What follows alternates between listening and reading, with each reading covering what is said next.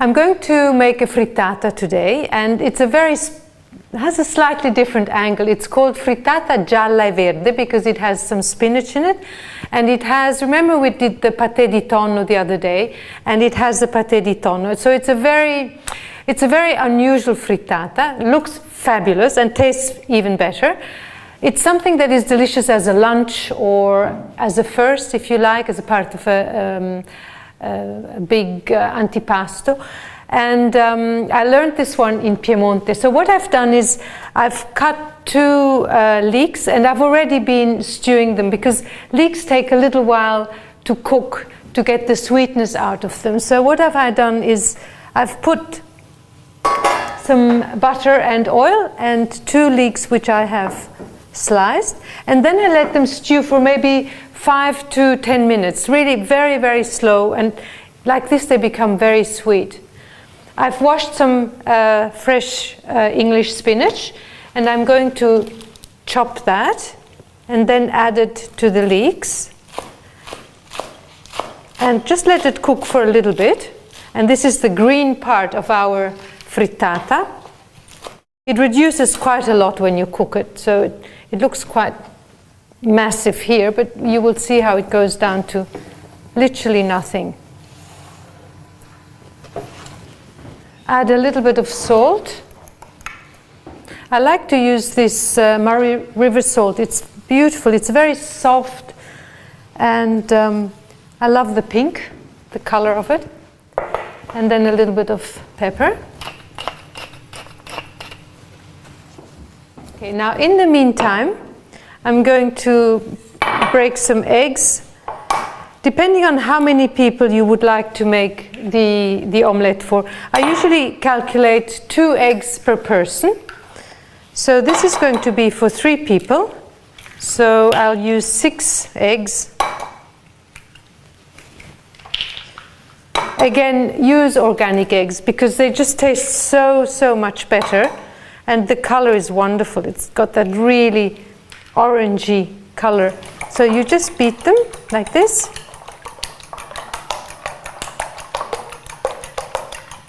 Add just a tiny little bit of salt and a little bit of pepper.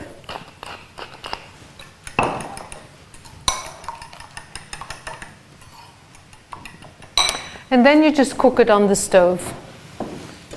So I put a tiny little bit of olive oil.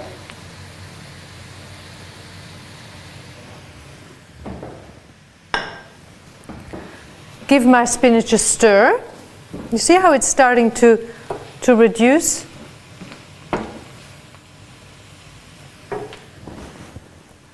And in with the omelette.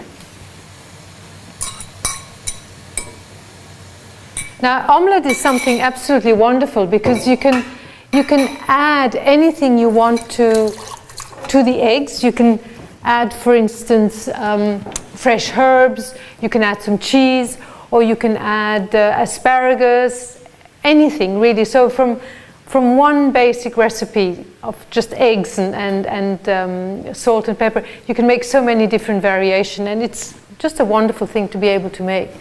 I've put a piece of alu foil on the bench, and now I'm going to put a little bit of greaseproof paper because we have to roll the frittata, remember?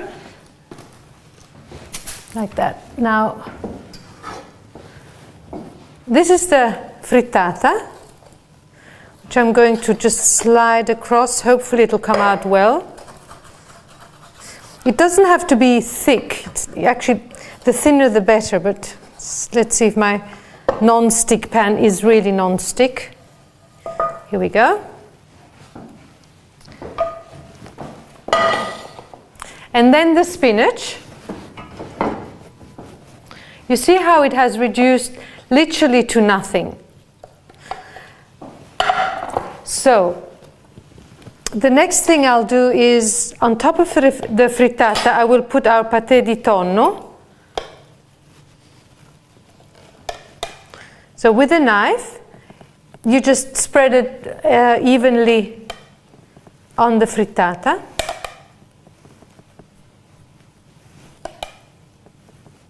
You can do it as thick or as thin as you like. I mean, I think thin is always better. The flavor is quite strong of the tuna. So this is the pâté. And then on top of that, you put the spinach.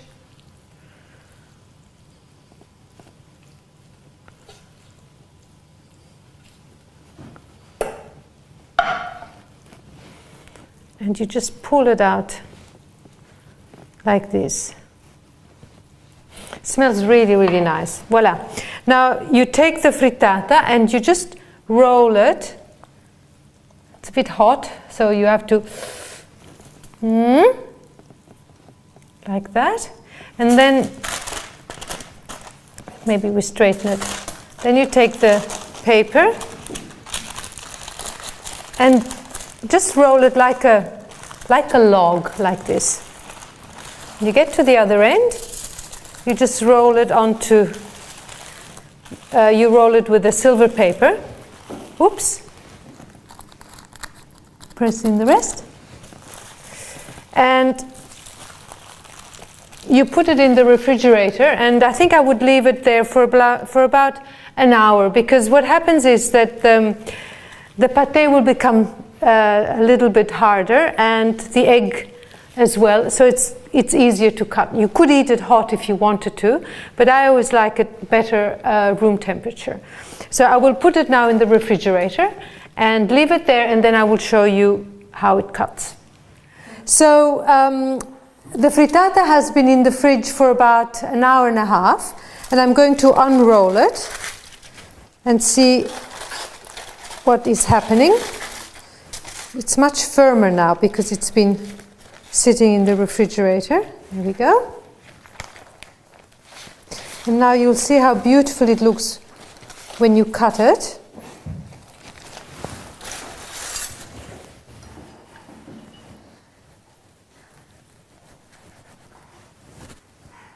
The first bit never looks very nice, but look at this. Isn't that pretty? Like that.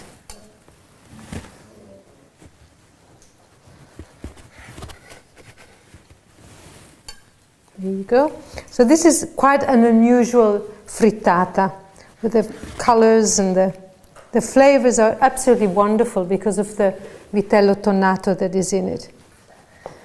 So here we go. Isn't it pretty? Allora, buon appetito!